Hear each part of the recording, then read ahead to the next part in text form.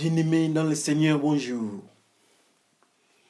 Nous bénissons l'Éternel, notre Dieu, le Dieu de Jésus-Christ, le Dieu de tous les jours, qui a créé les cieux et la terre, qui a créé les humains, qui connaît l'intérieur de l'homme, qui sonde le cœur humain. N'est-ce pas, il est merveilleux qu'il soit notre Père. Il nous a aimés à la croix. Le Seigneur est mort à la croix pour nos péchés. Et voilà, aujourd'hui, nous sommes appelés enfants de Dieu. C'est une grâce. Nous glorifions son nom parce que, avec le Saint-Esprit, nous avons le privilège d'être toujours entre les limites de Dieu. Car le Saint-Esprit est notre guide. Glorifions le Seigneur dans la prière. Le Dieu merveilleux, le Dieu créateur, le Dieu de tous les jours. Nous te bénissons parce que tu nous as aimés, tu nous as choisis. Nous te bénissons parce que tu es le Dieu de toute puissance. Et quand nous venons auprès de toi, tu es notre Dieu. Quand nous venons auprès de toi, tu nous pardonnes. Merci pour le pardon. Et que cette parole que nous allons entendre, Seigneur, vienne de toi. Nous avons besoin de tes références dans notre esprit, dans notre corps. Guide-nous, enseigne-nous et parle. Par le nom de notre Maître, Seigneur, guide. Jésus-Christ, nous te glorifions et nous disons Amen. Que le Seigneur bénisse son peuple et que la paix de notre Seigneur soit dans ce que nous allons écouter tous ensemble. Aujourd'hui, notre prédication, notre exhortation, notre causerie, nous avons deux textes. Mais avant de commencer avec les deux textes, nous allons d'abord intituler notre exhortation. Notre exhortation est intitulée « Jésus-Christ à la quête des prostituées ». Jésus-Christ à la quête des prostituées. Nous prenons les livres, nous allons dans Josué 2. Josué 2, au deuxième chapitre, au 18e verset. Nous pouvons lire les chapitres tout entiers, mais pour des raisons de temps, nous pointons seulement cet élément-là. Lisons par le nom de notre ami, Seigneur Jésus-Christ. Il dit Josué 2, au 18e verset. Lisons au nom de Jésus-Christ. Voici ce que tu feras quand nous entrerons dans le pays. Tu attacheras cette petite corde rouge à la fenêtre, là où nous allons descendre. Où tu rassembleras dans ta maison ton père, ta mère et tes frères et toute ta famille. Amen. Nous allons encore dans Jean. L'évangile selon Jean, au 4e chapitre, du 16 au 18e. Je disais Jean. Jean 4, du 16 au 18e verset. Lisons par le nom de notre ami Jésus-Christ. Jésus lui dit, va appeler ton mari et reviens ici. La femme lui répond, je n'ai pas de mari. Jésus lui dit, tu as raison de dire, je n'ai pas de mari. En effet, tu as eu 5 maris. Et l'homme que tu as maintenant, ce n'est pas ton mari. Tu as dit la vérité. Amen. Nous avons intitulé notre exhortation Jésus-Christ à la recherche des prostituées. Nous bénissons le Seigneur, notre Dieu qui est notre ami. Le Dieu de tous les jours, le Dieu d'Isaac. Jésus-Christ est en train de se promener. Il est en train d'annoncer la parole dans différents coins du monde, en n'importe quelle circonstance. Et cette fois-là, c'était en face d'une femme d'origine samaritaine. La femme est venue chercher de l'eau dans le puits de Jacob. Subitement, au-devant d'elle, elle se retrouve en face d'un homme qui s'appelle Jésus-Christ, qui veut boire de l'eau du puits de Jacob. La femme me dit, mais comment toi tu peux me donner de l'eau, demander de l'eau? Jésus-Christ lui dit, donne-moi de l'eau, j'ai soif. La femme dit, mais comment tu peux me demander de l'eau? N'est-ce pas toi tu es juif? Il n'y a pas de relation entre toi et moi, entre vous. Dans leur conversation, Jésus-Christ dira encore que non. Moi je te demande de l'eau, tu refuses. Mais s'il faut aller très loin, c'est toi qui devais me demander de l'eau. Parce que l'eau que je te donnerai sera l'eau vive et tu n'auras plus soif. La femme dit, oh Seigneur, donne-moi cette eau, l'eau vive, ce qui m'aidera de ne plus rentrer dans ces puits de Jacob. Ce qui m'aidera de ne plus rentrer dans les habitudes.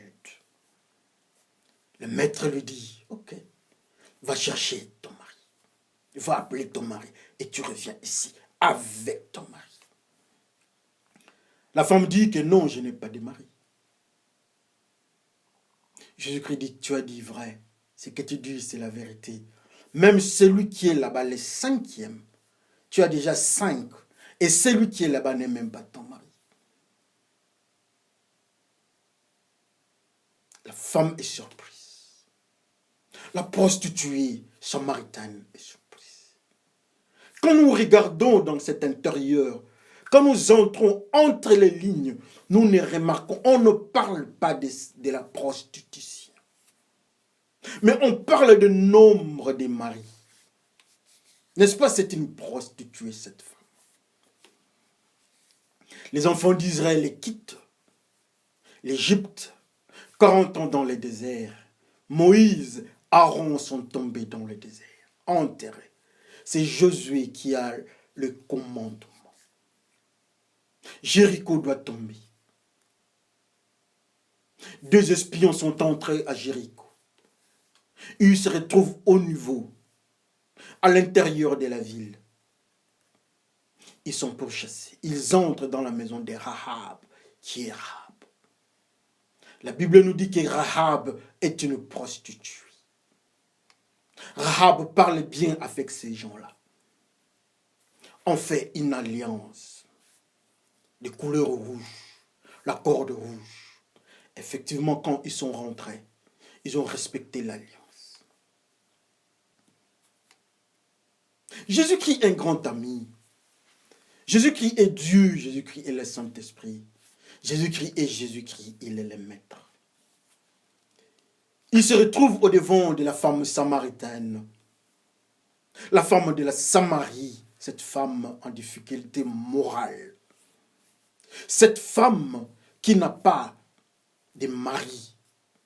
Cette femme qui a les maris qui s'appellent tout le monde. Ou encore c'est une prostituée.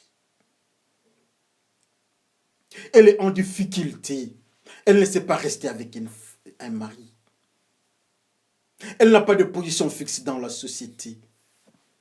Elle est dans une inconsidération dans la société. On ne la considère pas parce qu'elle a plusieurs maris. C'est une femme versatile. Elle change de mari. En face de Jésus-Christ, elle cause avec Jésus-Christ. Jésus-Christ lui parle bien, honnêtement. Jésus-Christ lui parle dans son intimité. Elle cause avec Jésus-Christ à propos de l'eau. Jésus-Christ dit que non, moi qui suis ici au-devant de toi, je peux te donner l'eau vive. Mais la femme n'a pas posé la question.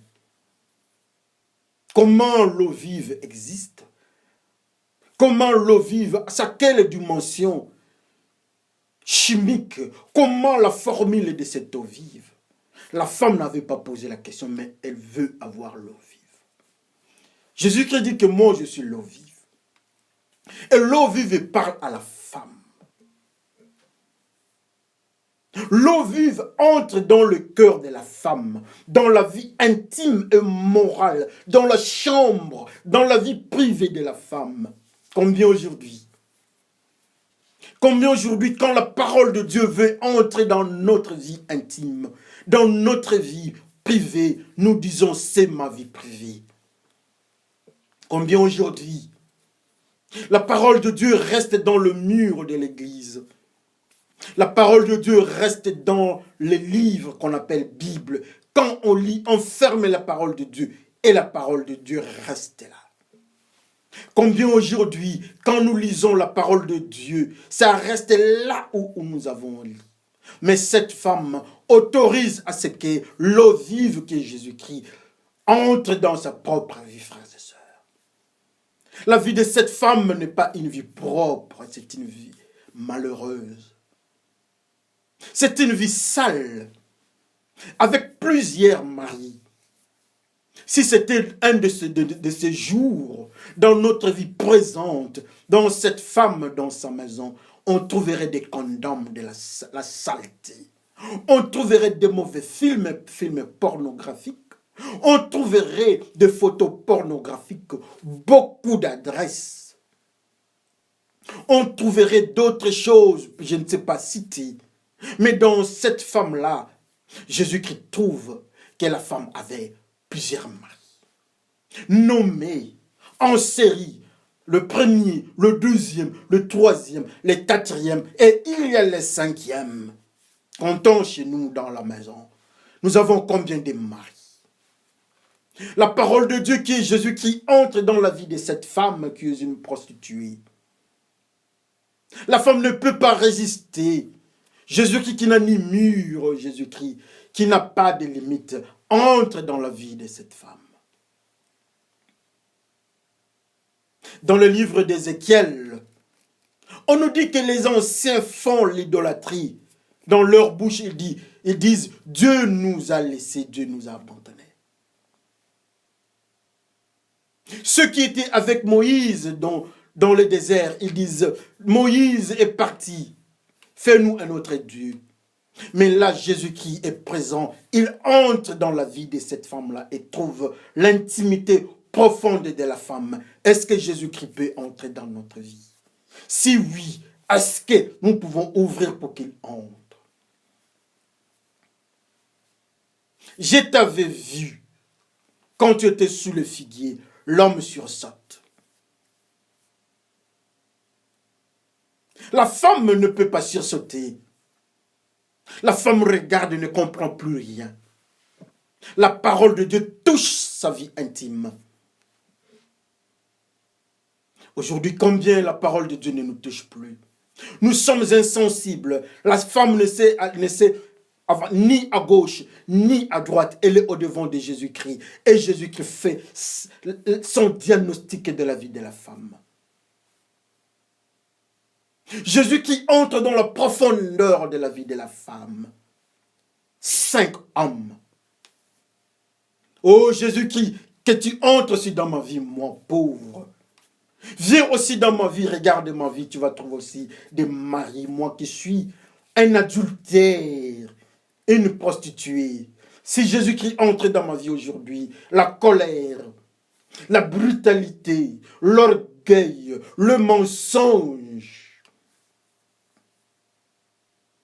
tout ce qui est alcoolisme, le tabagisme, Jésus-Christ trouve dans le corps de la femme, dans mon cœur un malheureux. Mais alors, toi, frères et sœurs, toi, mon frère, toi, ma sœur, Jésus qui vient, à la recherche, nous avons dit, de la prostituée. Et la prostituée, c'est la femme samaritaine. La femme samaritaine ne sait plus bouger. Elle est au-devant du médecin. Le médecin est en train de donner les maladies. Le médecin est en train de donner le nom des maladies. Combien de maladies, combien de bactéries, combien de virus dans la vie de cette femme, combien de démons dans la vie de cette femme. Jésus-Christ regarde nos vies, il y a beaucoup de démons. Jésus-Christ regarde nos manières, il y a beaucoup de démons. La drogue, les premiers maris. La haine, le deuxième mari. La prostitution, le troisième.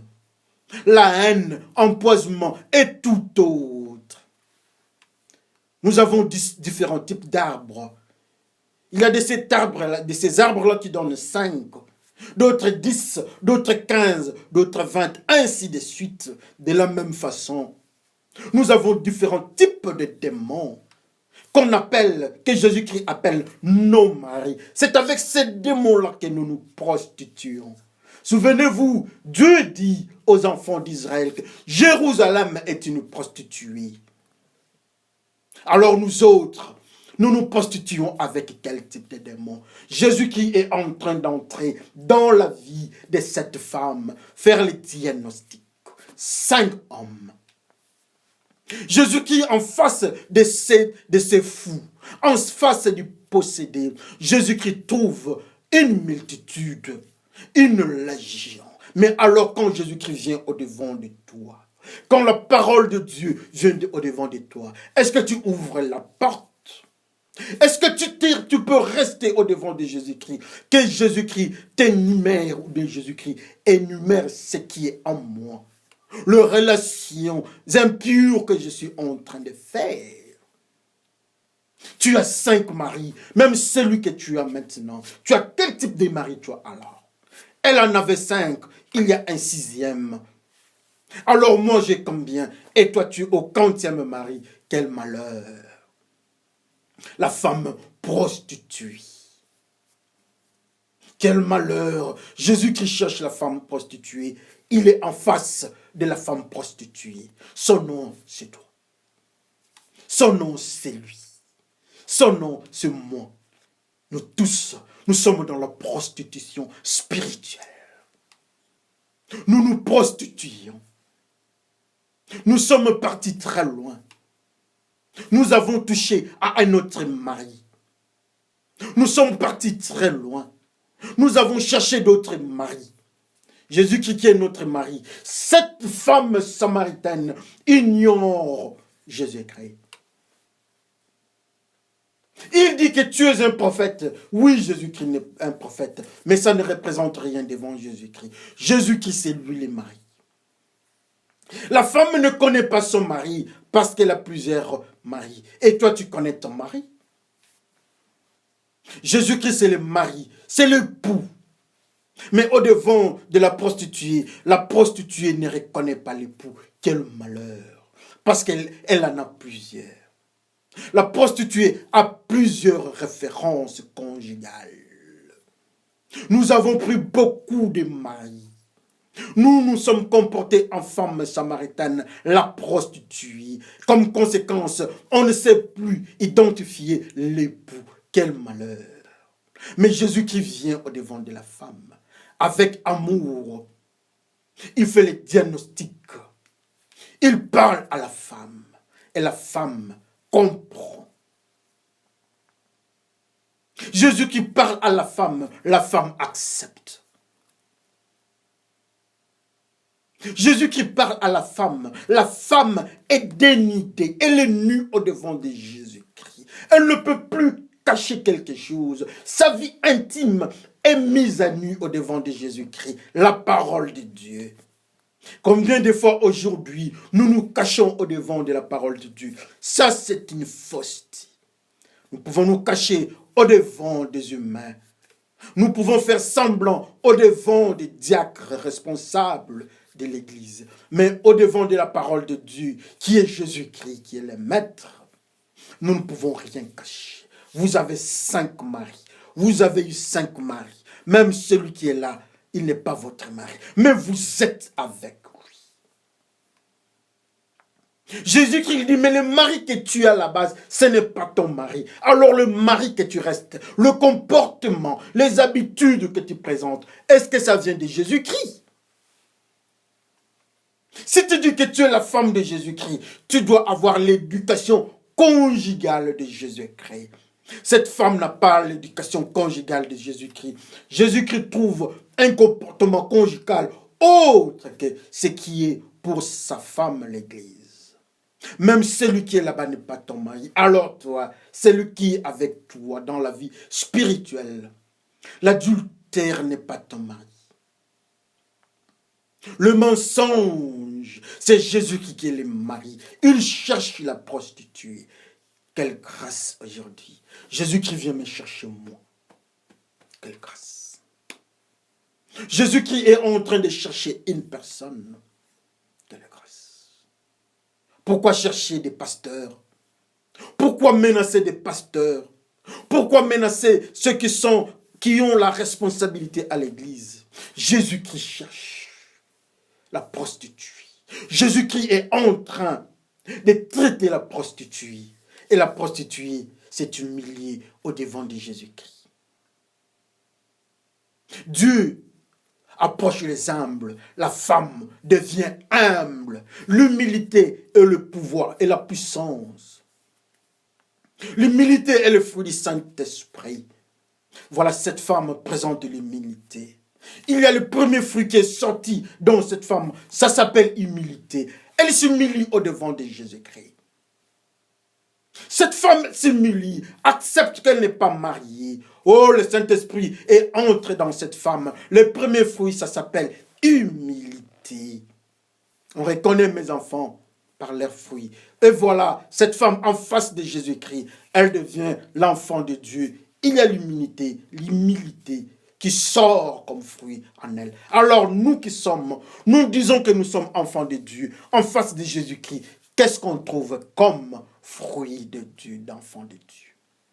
La femme samaritaine en face de Jésus-Christ. La femme samaritaine est partie parler, annoncer l'évangile. Elle devient disciple de Jésus-Christ. La femme est partie avec un autre message dans la cité. L'identité de la prostitution est tombée. Elle est répartie en tant qu'évangéliste. Et tout le monde la suit derrière. Cette femme qui est en face de Jésus-Christ présente une autre identité. Quand elle est partie, c'est une autre identité aussi. Au devant des humains, elle a la deuxième identité de la femme de Jésus-Christ. Tout le monde la suit. J'ai trouvé quelqu'un qui a fait son diagnostic. Je trouvais quelqu'un, tout le monde vient. Au lieu de dire à ces gens-là, venez, on va faire les histoires, la saleté, je trouvais quelqu'un. La femme samaritaine, l'évangéliste. La prostituée qui devient évangéliste. Jésus-Christ à la quête de la prostituée que je suis. Si réellement je rencontre Jésus-Christ, je dois devenir une femme évangéliste. Je dois annoncer, moi je suis la femme. Si réellement je suis avec Jésus-Christ, je dois évangéliser comme la femme samaritaine. La femme qui était dans la prostitution, les gens ne la suivent plus à cause de la prostitution.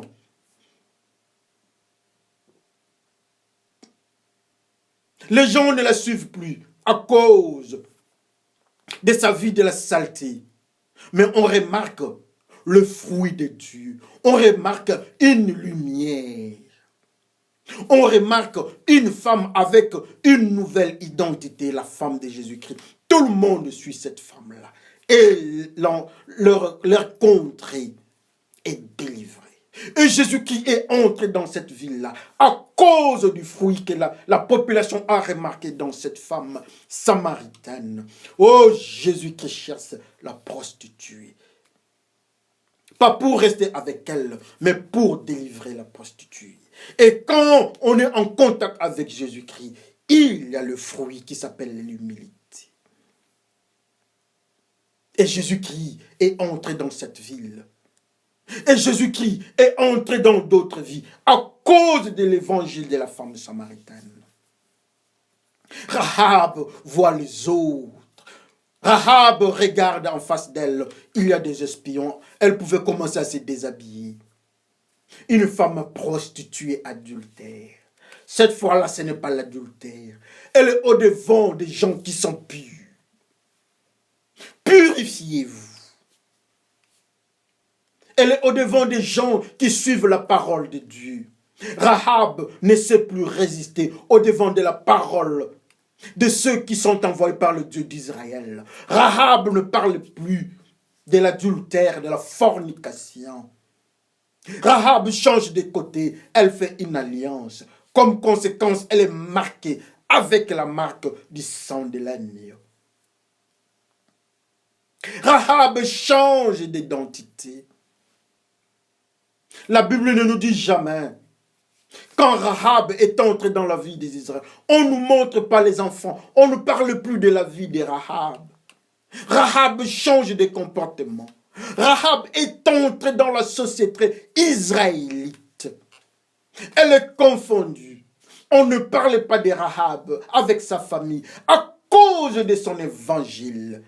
Mais dans sa ville, on l'avait connue comme une prostituée. Mais quand Rahab a accepté d'écouter la parole des messagers de Dieu, Rahab a une nouvelle identité. La parole qui sort de la bouche de Rahab, sa famille écoute. Rahab qui était négligée par sa famille, une femme de mauvaise vie, une femme qui ne se respecte pas. Mais le papa cette fois-là écoute Rahab. La maman, le frère écoute Rahab et la famille est sauvée. Alors nous autres. De la même manière, la femme samaritaine est partie. Voilà, Rahab a le même comportement. La femme samaritaine part annoncer l'évangile de Jésus-Christ. Ces gens ici sont partis parler à Rahab. Les deux espions parlent à Rahab. Rahab accepte. Rahab annonce l'évangile de Dieu d'Israël. Sa famille accepte. Mais alors nous autres, en quoi est-ce que nous pouvons nous dire que nous sommes Rahab? Jésus-Christ à la quête de la prostituée.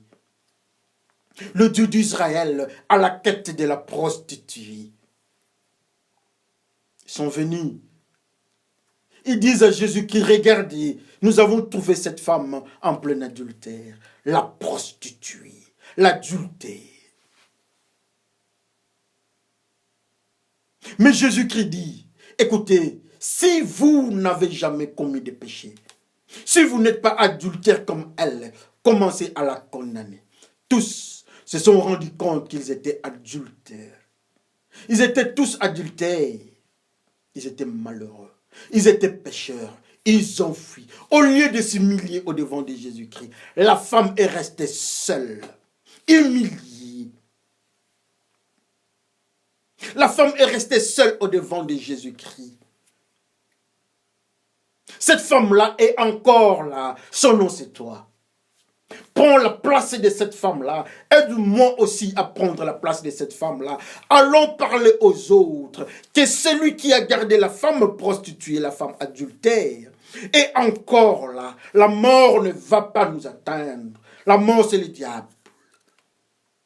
Jésus-Christ nous cherche, nous qui sommes dans la prostitution spirituelle. Nous n'avons que cette issue, c'est Jésus-Christ. Le message que nous pouvons accepter, c'est le message que Rahab avait accepté, de messager de Dieu. Et comme conséquence, Rahab est confondue dans le groupe des enfants de Dieu. Oh, quelle grâce d'être Rahab. Combien aujourd'hui nous sommes dans la prostitution. Mais quand on nous dit de changer de comportement, d'être humble, d'accepter la parole de Dieu, nous disons non. Que la parole de Dieu nous accepte avec nos manières.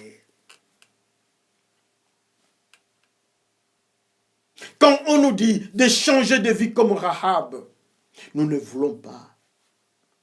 Mais Rahab trouve Jésus-Christ au travers des messagers de Dieu. Rahab trouve Jésus-Christ dans la parole de l'obéissance. Comme conséquence, Rahab est dans le groupe des enfants d'Israël. Quelle grâce! Dieu est merveilleux. Le même Jésus de Rahab est encore là. Il nous enseigne, il nous parle. Le Jésus-Christ de la femme samaritaine est encore là. L'humilité qui a poussé dans la vie de la femme samaritaine, la graine est encore là. Qu'est-ce que nous attendons dans nos vies? Combien de fois nous avons vu Jésus-Christ? Combien de fois nous avons entendu la parole de Dieu? Car Jésus-Christ est lui la parole de Dieu. Combien de fois nous sommes à côté de la parole de Dieu, même dans nos cœurs, Jésus-Christ frappe, mais nous refusons. Mais la femme samaritaine, l'unique fois qu'elle avait connu Jésus-Christ dans sa vie, elle s'est finie. Le fruit est sorti. Elle a donné le fruit qui s'appelle l'humilité. Elle a obéi, elle est partie annoncer l'évangile. Oh, l'évangile de la femme samaritaine n'est plus l'évangile de la prostitution. Mais elle amène les gens à la vie éternelle. La femme samaritaine, la prostituée, elle connaît Jésus-Christ, elle devient évangéliste. La femme samaritaine prend la place de Judas, elle devient évangéliste. La femme samaritaine annonce la parole de Dieu, elle évangélise sa contrée. Dieu approche la femme samaritaine. Dieu aime la femme samaritaine. À cause de son comportement, elle accepte Jésus-Christ. Et voilà, la sémence est dans la femme samaritaine. Le fruit, la premier enfant que la femme samaritaine donne avec le nouveau mari, l'époux de l'église. Cet enfant, il s'appelle humilité. Le premier fruit entre la femme samaritaine et Jésus-Christ, ça s'appelle humilité. Elle est humble et Dieu accepte. Et aujourd'hui, on parle de la femme samaritaine. Oh, le fruit de la parole de Dieu. La femme samaritaine, en contact avec la parole de Dieu qui est Jésus-Christ, l'humilité est sortie. On reconnaît les enfants de Dieu par leurs fruits. Est-ce que nous avons le fruit comme celui de la femme samaritaine? Rahab refuse l'adultère. Rahab ne parle plus d'adultère, mais Rahab parle de l'alliance. Rahab reconnaît que le Dieu d'Israël libère, le Dieu puissant qui a libéré les enfants d'Israël de l'Égypte. Oh, Rahab a accepté de s'humilier devant ces dieux-là. Comme conséquence, sa famille est délivrée parmi les décombres. Dans la destruction de Jéricho, mais la famille de Rahab sort vivante. Quelle grâce! Rahab n'est pas sortie de ces décombres avec sa famille, pas à cause de la prostitution, mais à cause de l'obéissance à la parole de Dieu. Rahab est marquée avec le cordon rouge. Les enfants d'Israël sortent de l'Égypte, elles sont marquées avec le sang rouge. Le cordon rouge protège Rahab, qui est le sang de Jésus-Christ. La parole de Dieu, annoncée par la femme samaritaine, protège et délivre sa contrée. Mais alors nous autres, qu'est-ce que nous attendons? D'annoncer la parole de Dieu dans notre comportement. Soyons évangélistes dans notre comportement. Oui, on nous dit que la femme ne prêche pas. Vous allez me dire ça. Quand la femme samaritaine est partie, on a constaté qu'il n'y avait rien de prostitué en elle. Un comportement nouveau. Quand on a vu Rahab en face de tous ces gens-là, en face de ces deux espions, il n'y avait pas une histoire d'adultère. Une nouvelle identité, un nouveau comportement. Rahab annonce un comportement nouveau. Par ses habitudes, sa famille est sauvée. Par les habitudes acquises à côté de Jésus-Christ, la contrée de la femme samaritaine est sauvée. Que la femme ne prêche pas, vous allez me dire ça. Que la femme prêche avec son comportement. Nous avons quel type de comportement? Et oui, nous avons tous un comportement, mais notre comportement donne quel type de prédication ou évangile? La femme samaritaine annonce l'évangile. Plus jamais l'évangile de la prostitution, mais l'évangile de paix et de justice. Les gens, toute la contrée la suit. Alors, nous bénissons le Seigneur parce que le même mari est là. Nous glorifions le nom de Dieu parce que le même Marie est là. Il est présent dans nos vies. Il nous parle. Il nous enseigne. Ce que nous voulons prendre, ça c'est le monde. Ils voulaient prendre l'eau de Jacob dans leurs habitudes, dans leurs coutumes, dans leurs mœurs. C'est comme ça qu'ils vivent. Nous devons puiser. Jésus-Christ nous dit non. Il y a une autre forme de vie. C'est l'eau vive, je vais vous donner. Elle dit, donne-moi l'eau vive. Elle n'a pas hésité. Elle quitte ses habitudes. Elle quitte leur manière, leur coutume de prendre de l'eau dans le puits de Jacob. Ce marche-là, elle quitte ça. Elle accepte le nouveau comportement dicté, enseigné par le Saint-Esprit. Elle l'accepte. Elle part annoncer l'évangile de Jésus-Christ. Elle a trouvé Jésus-Christ. Et tout le monde remarque qu'elle a trouvé Jésus-Christ. Elle avait 6 maris, une suite de 6 maris. Mais le 7e mari qu'elle avait trouvé s'appelle la pureté. La femme trouve le 7e mari. Parce que 7 est le signe de la pureté. Le signe de la sainteté. Le signe de repos. Le signe de Dieu. Le 7e jour, Dieu se reposa. Le 7e mari, la femme se reposa. Et ce mari-là, il s'appelle Jésus-Christ. Elle trouve Jésus-Christ. Il y a la pureté en elle. Et quand elle rentre dans la ville, dans sa contrée, on ne trouve plus la prostitution, on trouve la pureté.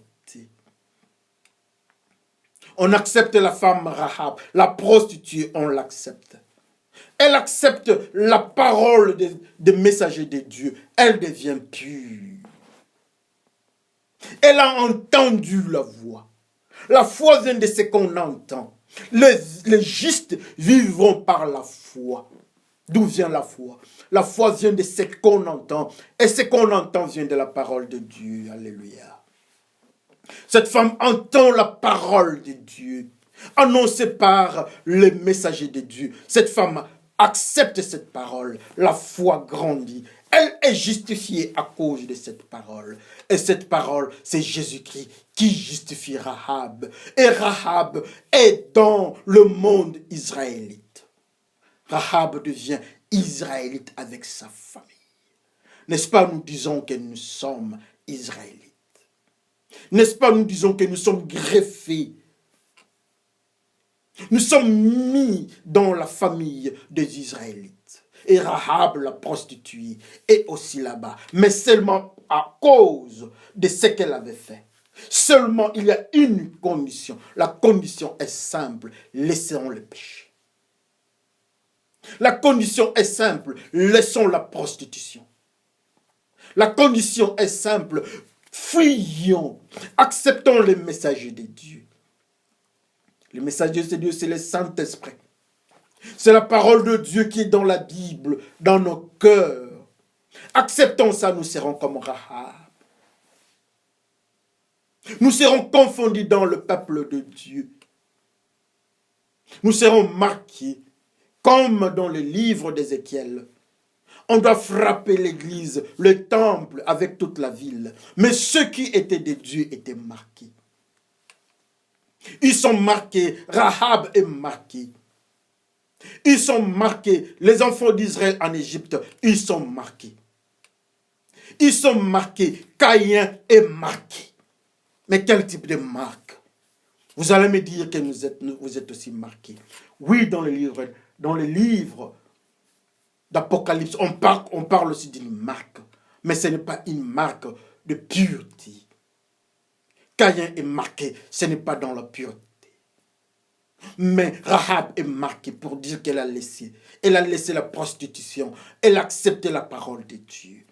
Alors nous autres, la grâce est toujours là. C'est lui qui marque la vie de Rahab.